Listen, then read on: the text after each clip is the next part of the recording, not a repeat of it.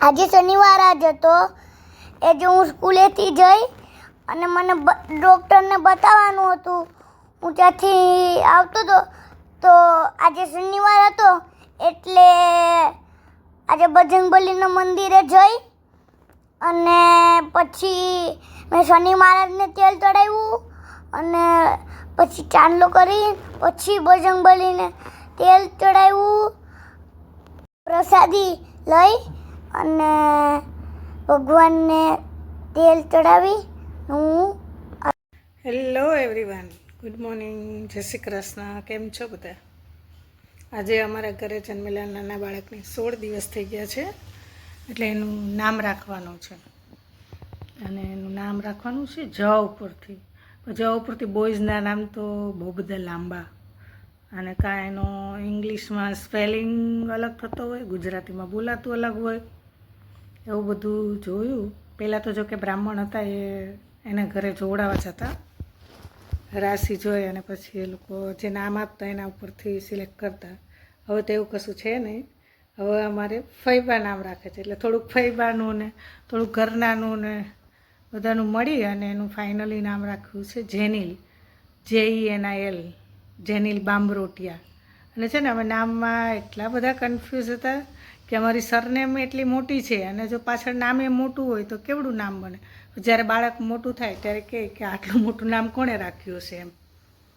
અને અમે જ્યારે જઈએ ને હોસ્પિટલ જઈએ કે ક્યાંય અમારી સરનેમ લખવાની હોય ને, એટલે કાંઈ લોકો ઇંગ્લિશના સ્પેલિંગમાં મિસ્ટેક કરે અને ગુજરાતી હોય તો એ 2 વાર પૂછે, તો પછી છેલ્લે અમને પેન આપીને કંઈ કાલ્યો તમે જ લખી દો. આવું કેટલે 3 કે 4 વાર તો થયું જ હશે મારી જોડે, કે જ્યાં જઈએ ને એટલે એમ કહે ને કે બામરોટિયા, એટલે કાં અમે સ્પેલિંગ બોલીએ ને એ લખે, અથવા તો ગુજરાતીમાં કે હોય ને તો પાછા બોલે બામરોટિયા, કાં અને છેલ્લે એમ કે પેન અમને આપીને એમ કે કાલ્યો તમે જ લખી દો એમ. એ તો પછી જ્યારે અનુભવ થયો ને ત્યારે ખબર પડી કે નામમાં એ આપણે બહુ લાંબુ અને જેનો શું કહેવાય કે ઇઝીલી બોલી શકાય ને એવું રાખવું સારું. અને બહુ લાંબુ નામ તો કેવું અમારી સરનેમ મોટી હોય અને પછી બાળકનું નામે મોટું હોય અને પાછળ પપ્પાનું નામ, એટલે બહુ લાંબુ નામ. અને અત્યારે ક્યાંય ફોર્મ ભરવા જાય ગમે તે હોય, જોકે ઓનલાઈન હોય તો વાંધો નહીં હોતો, નહીં ત્યારે આપણે જે બેંકમાં જઈને પેલા બોક્સ હોય, હવે અમારે તો બોક્સ ઓછા પડે કેમ કે બહુ મોટું મોટું થઈ જાય. એટલે ફાઇનલી પછી ફઈબાએ એનું નામ જેનિલ રાખ્યું છે. જોકે બધાનું સજેશન હતું જ એમાં. અને એને ચાંદલો કરવા માટે મારે નાનકડા હીરવાબેન કે જેને પટાવવા જવા પડે જો રીસાઈ જાય તો, કેમ કે ભાઈ પછી હવે કોઈ ચાંદલો કરવાવાળું છે ને એ છે એટલે એને પટાવવા જવી પડે. જોકે વાંધો નથી આવતો, પટાઈ જાય છે. અને એણે પછી જેનિલ નામનો ચાંદલો કરી દીધો છે. શું છે આપણા નાના ભાઈનું નામ શું રાખ્યું? જેનિલ. જેનિલ બામરોટિયા, હે ને? જેનિલનો અર્થ શું થાય આવડે તને? હું કહી દઉં. જેનિલ નામનો મિનિંગ શું થાય છે? ભગવાનની ભેટ, વિજયી અને સફળ વ્યક્તિ, બુદ્ધિશાળી, દયાળુ અને તેજસ્વી વ્યક્તિ ધરાવનાર. જોકે અર્થ સારો છે. કેવું લાગે? હે ફટફટ બોલાઈ જાય કે તો થોડું હા અઘરું નામ હોય તો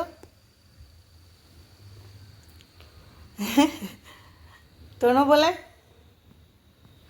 ફટફટ બોલાય જાય, હે લખાય જાય ફટફટ એમ કે, અને અર્થ એ સારો.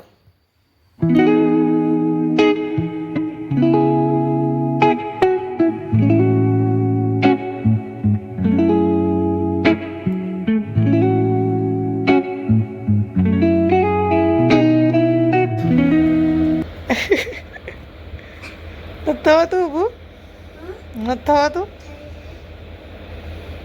હાલ તો ઊભું થઈ જાઓ તો હોઈ જા.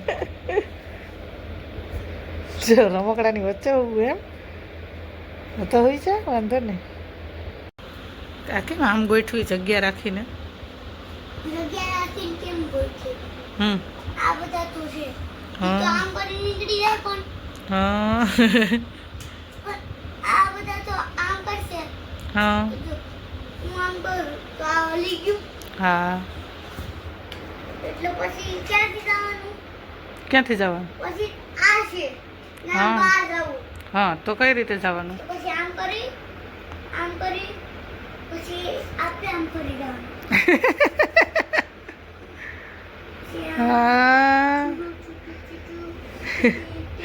એવી રીતે બહાર નીકળી જવાનું એમ ટ્રાફિક હોય ને એમ સરસ એટલે એવી જગ્યા રાખી એમ અને બીજે કોઈ પાછળવાળા કઈ રીતે નીકળે કહું? હા પાછળવાળા લે ત્યાં તો આગળ બહુ બધા રાખી દીધા હતા આમ કરી આમ જાય વચ્ચે ચાલતું હતું.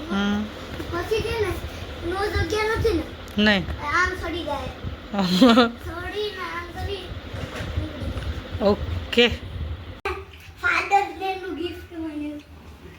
એક આખું ન કરો પછી તમારે ખોલવાનું છે આ કામ કરો પછી તમે ખોલજો. ત્યાં ઊભો તો રે મસ્ત બનાવ્યું તે બનાવ્યું જાતે હા ના પૂરે બધે ને આપ્યું હતું કાલે મનાવાનું હતું બાદ કલર તો જાતે પૂરા હા ને ગ્લો કોને દીધું ઈ મેં કરી નાખ્યું. અચ્છા કેવું લાગ્યું પૂછ પપ્પાને ખાલી કલર કરવાનો અમારે. મસ્ત બનાવ્યું એકદમ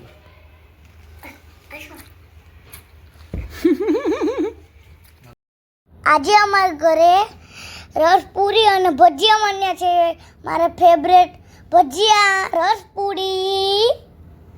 અને જ્યારે બી અમારા ઘરે ગમે મને તો હું ભગવાનને બોર ચડાવું જ છું. જય શ્રી કૃષ્ણ અત્યારે સાંજે જમવામાં છે સિઝનનું છેલ્લું રસ પૂરી બટેકા પૂરી અને ચટણી ને છાશ હવે કેરીની સિઝન પૂરી થઈ ગઈ ને છેલ્લી વાર છે હવે હા યુગ